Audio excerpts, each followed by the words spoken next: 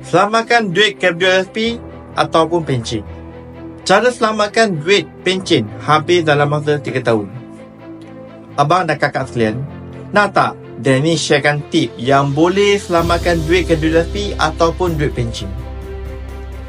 Tengok video ni sampai habis, like dan share video ni supaya dapat manfaat kepada semua. Dennis nak ajarkan advance online marketing.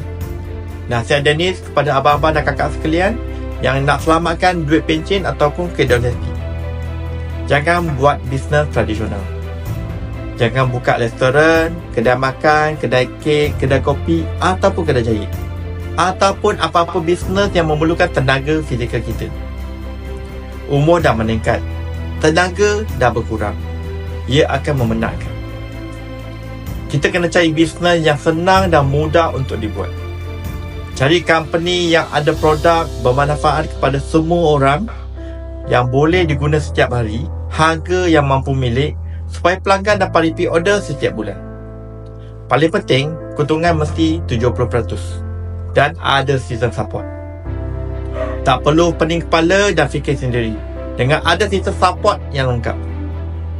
Bila join saja, boleh start terus dengan langkah-langkah yang telah disediakan. Dan seterusnya boleh jana income RM10,000, RM20,000 ataupun RM50,000 sebulan. Mana nak cari bisnes tu? Kalau tak jumpa, boleh consider untuk kaji bisnes Dennis yang buat ni. Kaji dulu, puas hati baru bincang sama-sama. Dan pergi ke profile Dennis, klik link like or offer, masukkan maklumat. Dennis akan hubungi anda secepat yang mungkin. Let's join Dennis.